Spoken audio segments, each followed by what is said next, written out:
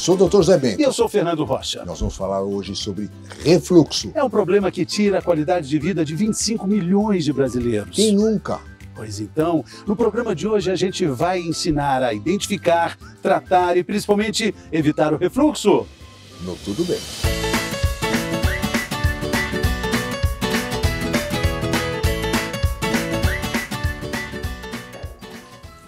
Vamos lá então, né, Doc? Vamos começar o programa de hoje. Bom, é engraçado, né, esse assunto refluxo. Parece que é coisa de grávida, mas hoje tem muita gente tomando medicamento para emagrecer e um dos sintomas que acontecem com esse uso desses medicamentos é exatamente o refluxo. Para falar sobre isso, nós temos Dr. aqui Murilo. o médico gastroenterologista, Dr. Murilo Fávaro. Perfeito.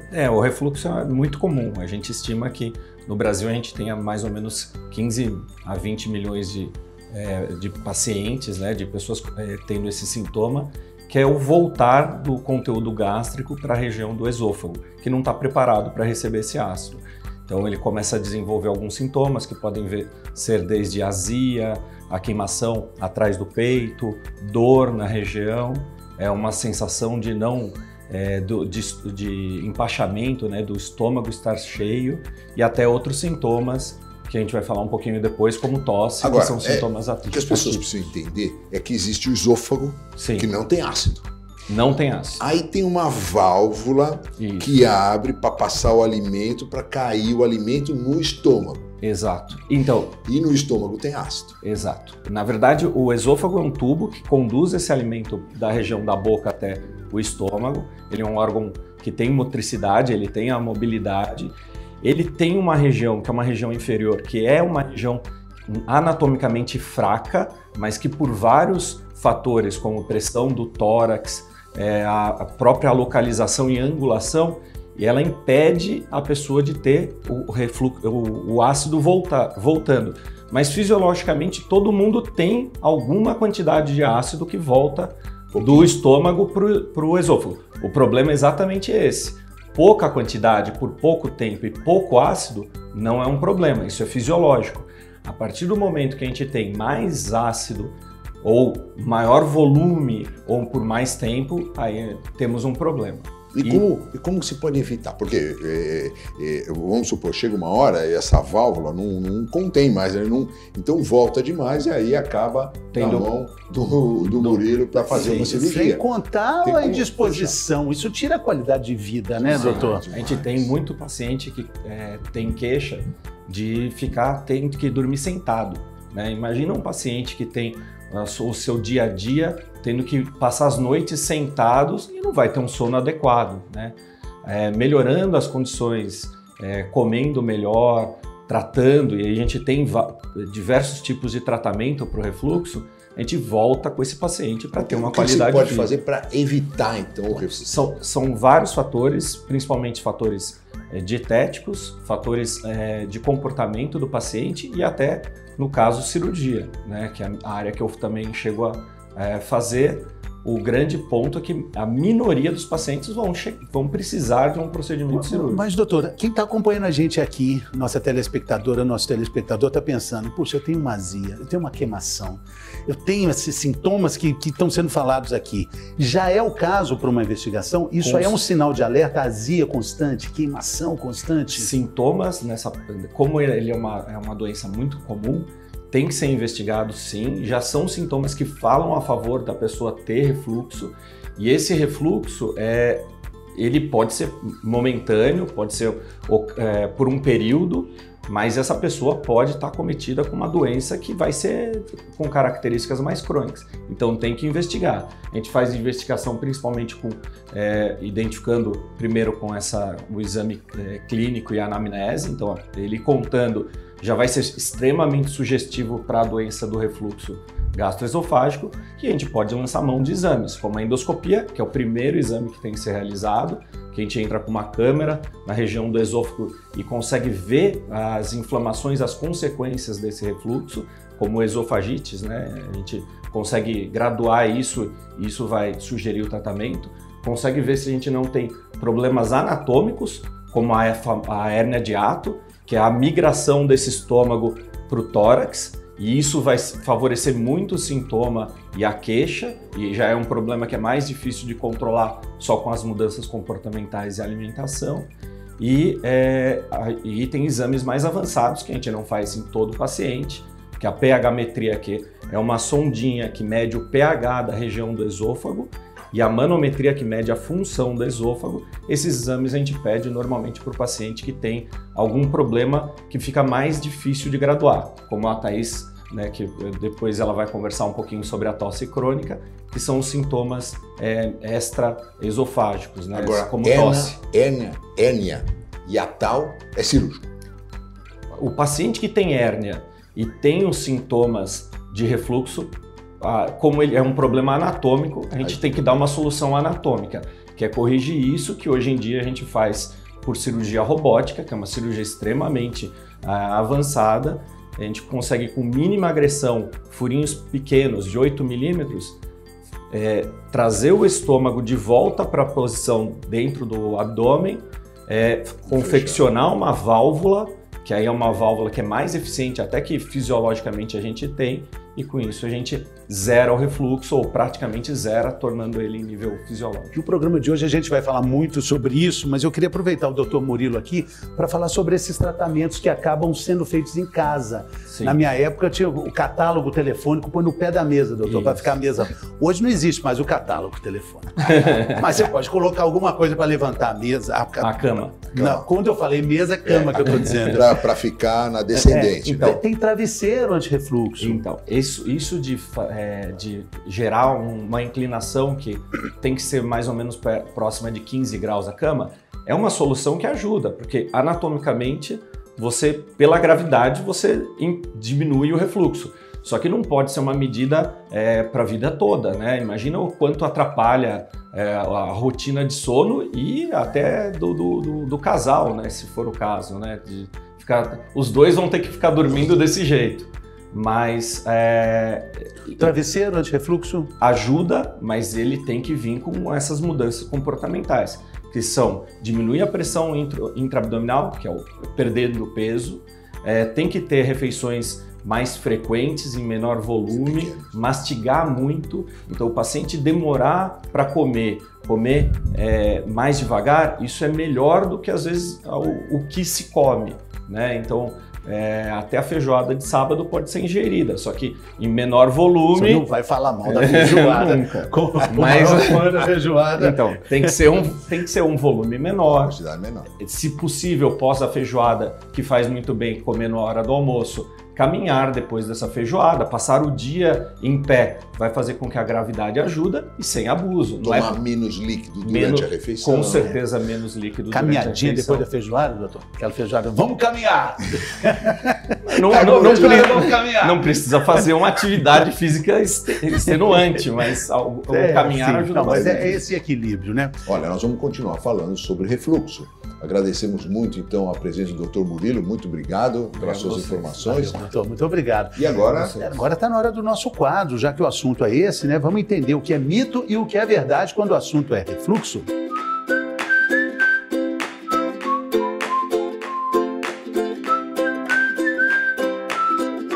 Toda mulher grávida tem refluxo? Não, isso é um mito. Mas grande parcela das gestantes sofrem com esse mal. Em torno de 50% a 80% das gestantes têm essa queixa. E isso acontece por dois motivos. Primeiro, na gestação aumenta um hormônio chamado progesterona. Esse hormônio deixa todo o nosso trato gastrointestinal mais lento. Então o intestino funciona mais devagar e aí tem mais chance de constipação. O nosso estômago esvazia mais devagar e aí parece que comeu muito e fica estufada. E o esfíncter esofágico inferior, que é a portinha de entrada para o estômago, ele fica mais relaxado, então aumenta a chance de refluxo. Fora isso, o útero grandão, ele empurra o estômago mais para o lado, então o estômago fica mais deitado, e aí aumenta a chance de refluxo também. Por isso que esse sintoma piora no final da gestação, ou aparece no final da gestação, quando a barriga está maior. Dicas de gestantes que eu costumo passar para frente. Picolé de fruta bem azedinha é uma coisa bem legal de ter em casa. Chiclete ajuda bastante. E água gelada com limão espremido também ajuda bastante.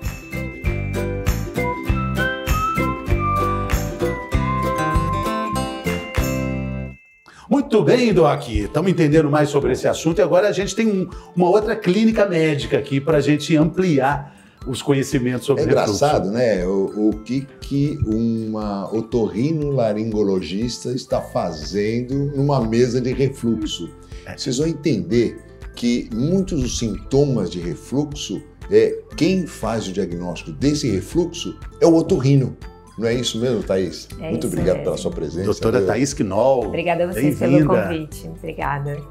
Exatamente o que vocês comentaram, né? Na verdade, assim, quando que o paciente procura o otorrinolaringologista? Porque o paciente que pensa no refluxo pensa automaticamente nos sintomas gastroesofágicos, né? Então, queimação, dor de estômago, azia.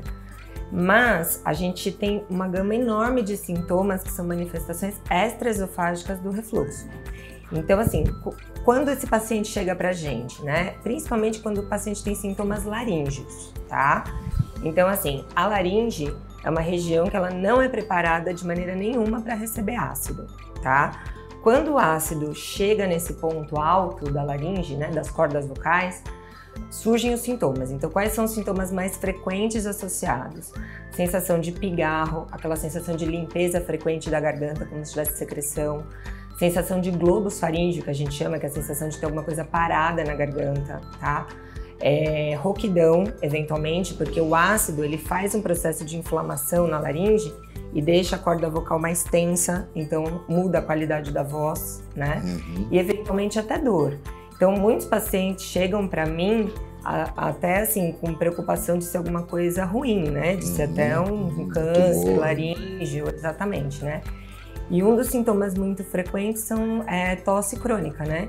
Aquele paciente que está tossindo, aquela tosse seca, aquela tosse irritativa de longo tempo, né? A gente está falando aí pelo menos mais de 8 semanas. Tá. E não melhora. E aí o paciente acaba vindo para avaliação. Qual que é a porcentagem de tosse crônica ser a causa ser um refluxo? Porque você trata de faringite, resfriado, o Covid mesmo.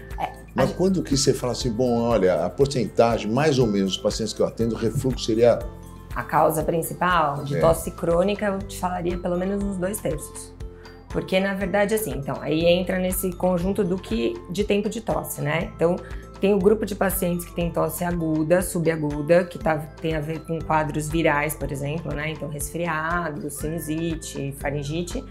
Quando essa tosse é persistente por um período mais longo, então a gente está falando aí 8 semanas para frente, 3 diagnósticos diferenciais vêm para minha cabeça, como otorrino. Então, assim, ou o paciente ainda tem alguma coisa de via aérea superior, então rinite ou uma sinusite crônica, que está tendo que a gente chama de gotejamento posterior, né? Então, pingando a secreção ali do nariz para a garganta e estimulando a tosse. Ou algum quadro pulmonar, então uma asma, que eu tenho que ter ajuda de um pneumologista.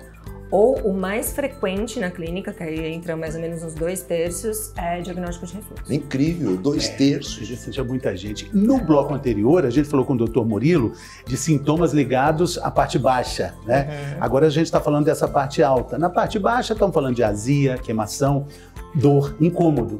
Nessa parte aí, também tem esse incômodo que tira a qualidade de vida, ou é algo que a gente vai levando uma tossidinha aqui, um pigarro a colar, e a gente vai empurrando com a barriga. Não, na verdade assim, e uma coisa que é importante pontuar também, é que a grande maioria dos pacientes que tem sintomas altos, que é isso que a gente está falando, né, de pigarro, a sensação de ter alguma coisa parada na garganta, não obrigatoriamente tem sintomas baixos. Então, às vezes eu faço diagnóstico de refluxo, eu pergunto na anamnese, né, na consulta, olha, tem a sensação de ter alguma coisa parada na garganta, limpeza frequente da garganta, que incomoda muito a qualidade de vida, né? E eu falo, não, eu acho que a hipótese é refluxo. Aí o paciente fala, não, mas eu não tenho sintoma de azia, queimação. A grande maioria dos pacientes que têm sintomas extraesofágicos não tem sintomas gástricos. Mas um dia vai ter, se não tratar? Sim, na verdade o tratamento é em conjunto, porque a doença principal é gastroesofágica. A gente está tendo sintoma alto, né? Mas a doença, tanto é que assim, todos esses pacientes acabam sendo pacientes combinados com o Dr. Murilo, no meu caso, que trabalha, que é o gastro, né? Uma das sensações que estão descritas com pacientes de refluxo é a sensação de engasgo noturno. Então ele acorda com a sensação de engasgo por conta do episódio pontual do refluxo. E o paciente de apneia também tem esse sintoma, né? O paciente acorda com a sensação de falta de ar por conta da pausa respiratória da apneia. Na verdade, quem vai tratar mesmo é o gastroenterologista, porque vai ter que resolver um problema anatômico. E a doutora Thaís, como otorrino, vai tratar o sintoma. Mas sempre tem que ter um conjunto junto com a nutricionista, e depois nós vamos conversar com a Ju, e ela vai explicar pra gente o que ela deve, que tipo de alimentação nós vamos ter para melhorar esses sintomas do refluxo, mas sempre deve ser tratado então junto o otorrino e o gastroenterologista, porque o gastroenterologista vai tratar a causa, né? Exato, e é importante assim, sempre ter essa avaliação em conjunto, porque, por exemplo, na clínica, eu consigo fazer um exame que a gente visualiza a região entre o nariz e a garganta, então eu faço a videoendoscopia nasosinusal, a videofaringoscopia, até para excluir complicações do próprio refluxo nessa região, né? A gente tem lesões ali que podem surgir pela agressão crônica do refluxo, e a gente precisa fazer essa avaliação e é sempre em conjunto com o pessoal da gastro, com certeza. Muito legal. Doutora Thaís, a gente quer te agradecer muito pela sua gentileza, sua generosidade aqui, informações muito legais. Estamos falando de exames, vamos entender melhor. Tem um exame, porque o nome é complicado, mas ele é muito eficiente e muito importante para o diagnóstico do refluxo. Vamos saber? Vamos lá, agora.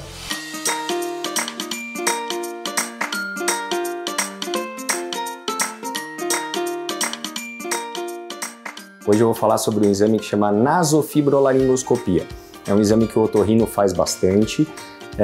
Basicamente entra uma câmera no nariz e a gente vai filmando as estruturas até a parte da laringe, que a gente consegue visualizar uma estrutura que a gente chama de supraglote e ver se tem alguns sinais, por exemplo, edema, hiperemia, alguma lesão que leva a gente na suspeita, por exemplo, do refluxo laringofaríngeo. E aí, nesse caso, a gente já consegue entrar com tratamento e, posterior a isso, caso não tenha uma melhora, a gente pode pedir, por exemplo, uma pH-metria de 24 horas. A nasofibrolaringoscopia, ele é um exame que a gente faz no consultório, o paciente só com uma anestesia tópica local. A gente tem visualização direta das estruturas, porque estamos gravando em tempo real. Então, a gente consegue desviar, por exemplo, do próprio septo nasal, que é uma estrutura que incomoda um pouco no nariz. Vamos filmando até a parte da coana, uma estrutura um pouquinho mais posterior, e aí a gente desce e consegue ver a laringe. Ali a gente está diante da nossa prega vocal, das aritenoides, e posterior ali, é um exame que a gente não faz, seria a complementação, uma endoscopia, por exemplo, quando a gente passa essa estrutura. Então a gente está próximo do esfíncter superior do esôfago, e ali a gente consegue ver, caso tenha algum sinal, por exemplo, de refluxo, essas estruturas um pouquinho mais edemaciadas, um pouco mais vermelhas, ou, por exemplo, com algum granuloma. É um exame que leva em torno de mais ou menos 1 minuto e meio, pouco dolorido, que a gente consegue fazer no consultório super sossegado.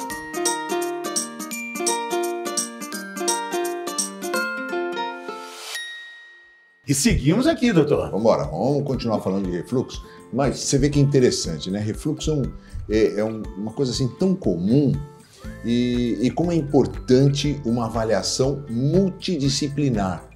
Quer dizer, você ter o gastro, você ter o otorrino, porque às vezes uma tosse crônica você acha que é um refluxo. E agora nós temos a doutora Juliana Santamaria, que é a nossa nutricionista, que também ajuda muito na orientação, no tratamento desses pacientes. Porque a gente já falou, né? No início do programa falamos sobre azia, queimação, o que tem de receita caseira para acabar com a azia, né? E vamos saber sobre isso, o que a gente come que dá azia, o que a gente come para evitar a azia. Todo mundo tem uma receitinha, mas agora a gente tem uma especialista aqui no nosso Tudo Bem, doutor. Bem-vinda. Então, e aí, Ju? Obrigada pelo convite, primeiro. É um prazer estar aqui com vocês. E o que pode piorar e o que pode melhorar esse refluxo? O que o paciente tem que evitar? Tem alguns grupos, né, de alimentos que a gente pede para evitar, principalmente nesse período da crise.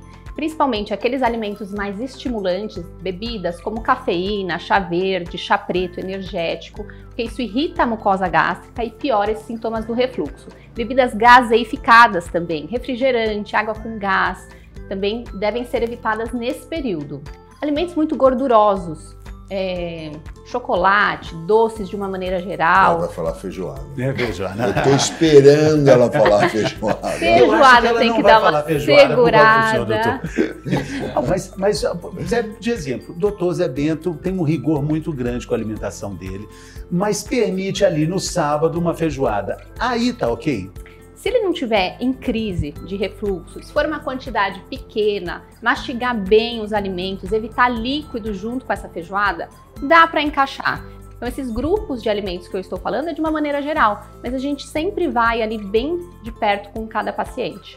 Agora tem uma questão muito importante com relação ao leite, né?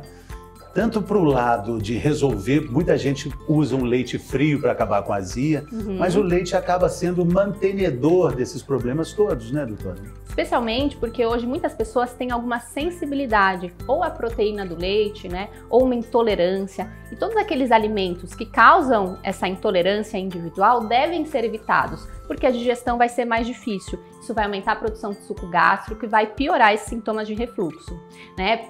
Caso o paciente consuma o leite e não tenha nenhuma dessas intolerâncias, dessa sensibilidade, sempre priorizar os produtos lácteos nesse período desnatado. Tem o menor teor de gordura. Agora, Ju, a gente já falou sobre os alimentos, isso pode melhorar realmente, mas a grande causa também é a obesidade, é o excesso de peso. Então isso que tem que convencer o paciente, e falar assim, olha, enquanto só esses orientações não vai fazer você sanar o problema, você vai ter que perder peso. E aí que entra a nutricionista. É isso mesmo, o excesso de peso ele causa mais pressão, né, no estômago, isso piora exatamente os sintomas de refluxo. Então, tratar essa obesidade é fundamental. O que a gente vê hoje, além dos casos aumentados de obesidade, muitos pacientes fazendo uso de medicações para emagrecer sem o acompanhamento médico. E um dos efeitos desse uso, né, indiscriminado pode ser também gastrite e refluxo. Então ele tenta resolver um problema por conta própria e acaba piorando, né, encontrando um outro problema aí pela frente. É o que os médicos dizem, né, que com relação ao medicamento não tem almoço grátis. Tem sempre uma conta para acertar, o medicamento entrega um benefício, mas pede ali um custo, né? Como o nome diz, né, o medicamento acho que ele media, mas ele não trata a causa do problema. Então a gente sempre busca tratar essa causa e a nutrição ela tem um papel super importante para tratar a causa de basicamente todas as doenças. O grande problema é que você, melhorando os seus hábitos alimentares, você melhorando a sua qualidade de vida, o efeito disso é longo. Não é como agora você comer uma feijoada, você tem aquele prazer. Quando você tem um mau hábito, o prazer é na hora. Agora, os bons hábitos demora, são uma meses. Construção, né, doutor? Uma construção. E é muito legal falar sobre a questão da obesidade, porque os nutricionistas gostam muito de falar sobre você perde uma pequena quantidade de peso, mas tem grandes benefícios. Estão falando de 10% do peso, que já melhora a questão de refluxo. Sem dúvida. Questão de sono, de qualidade do sono. Apneia. A gente vê que vira uma bola de neve, né, se a pessoa for pro lado negativo, como a vida dela pode se transformar em um período curto. O que eu quero dizer, quando a gente começa a tratar a obesidade, ela tem uma perda de peso, ela vai dormir melhor. Dormindo melhor, ela vai ter mais energia no dia seguinte, ela consegue fazer melhores escolhas alimentares e isso também favorece o processo de perda de peso.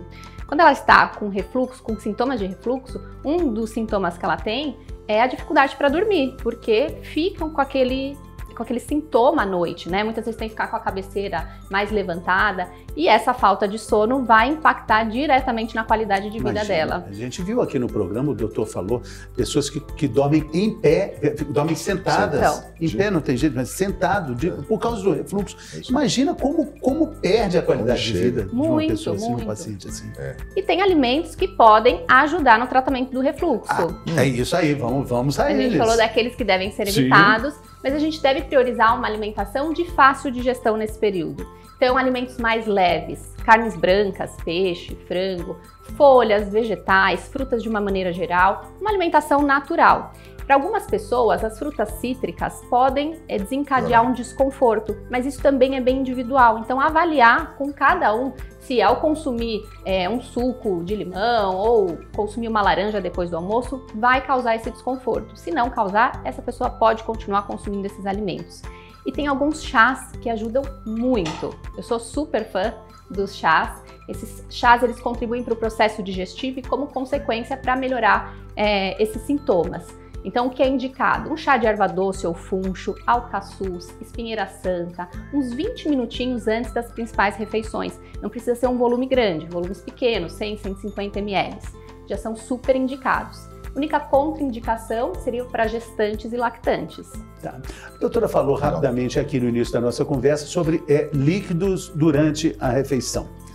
Isso tem relação com refluxo também? Super relação. Então, tem algumas medidas, né, que eu falo. Você quer evitar refluxo? Então, você precisa seguir essas 5 regrinhas. Uma dessas regras é evitar os líquidos nas principais refeições, volumes grandes. Segunda regra é a mastigação. Mastigação é fundamental. Por quê? Se a gente mastiga muito rápido, se a gente não mastiga bem os alimentos, eles vão chegar em tamanhos maiores no nosso estômago e o estômago tem mais trabalho para digerir. Isso vai piorar os sinais de refluxo. Então a gente falou da mastigação, falamos do consumo de líquidos junto com as principais refeições. Fazer uma caminhada, fazer um exercício leve, claro, depois das refeições ajuda muito a digestão porque acelera os movimentos peristálticos do intestino. Então é super indicado após o almoço dar uma caminhadinha, por mais que seja ali no escritório, seja em casa, para quem está de home office, mas não sentar ou deitar logo após as refeições, né? Aí vamos para a próxima dica: não dormir logo após o jantar. Porque eu vejo hoje que as pessoas estão fazendo as refeições muito tarde, em torno de 9, 10 horas e, no geral, refeições mais pesadas. Uma combinação explosiva aí para o refluxo. Então, jantar em torno de umas 6h30, 7 horas seria o ideal e esperar umas 2, 3 horas aí para se deitar. E a última dica é fracionar bem as refeições. Então, refeições menores, várias vezes ao dia. Muito bem. Sem líquido. Sem líquido, muito importante. Doutora Juliana Santamaria, muito obrigado pela participação, sucesso. A gente vai querer muito você aqui conosco em breve. Obrigada, será um prazer. Novas participações, valeu. Obrigada. E agora nós vamos para um quadro que eu adoro, que é a prosa de consultório. A conversa hoje está muito boa, vamos muito conferir. Legal.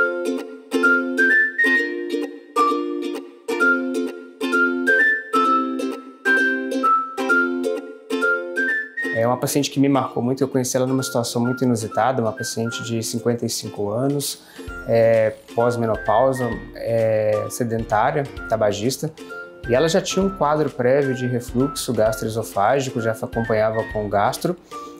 Um belo dia ela começou com uma dor na região aqui epigástrica, que é a região próxima, que a gente fala que é a região do estômago, né, na porção superior do abdômen, e após 6 horas de dor ela resolveu procurar o atendimento hospitalar, porque como a dor não melhorava.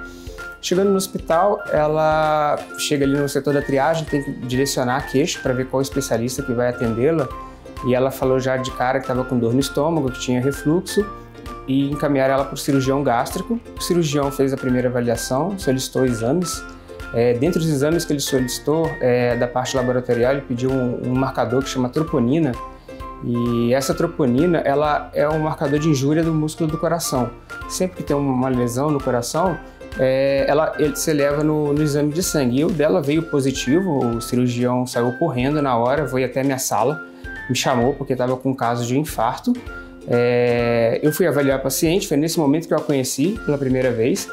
Já pedi de cara o eletro, e no eletro a gente fez ali o diagnóstico do infarto, um infarto já com uma evolução prolongada de mais de 6 horas.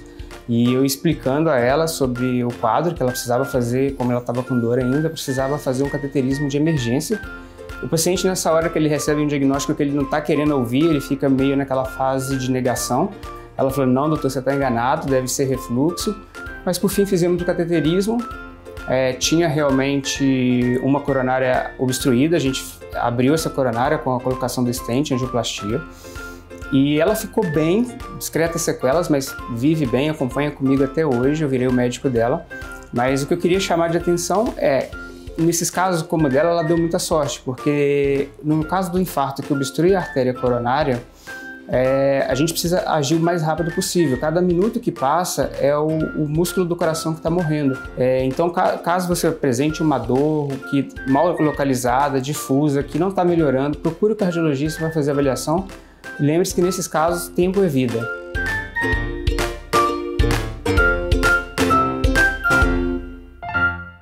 Se você conhecer alguém, então, que tem refluxo, algum parente, algum amigo, mande para ele esse programa. Você vai ver que essas dicas podem melhorar muito a qualidade de vida dele. Exatamente. Informação útil sobre saúde e qualidade de vida. Curta a nossa página e também nos visite lá no Instagram, no YouTube, nas nossas redes sociais. Ficamos por aqui hoje, doutor? Afinal de contas, tudo bem. Tudo bem.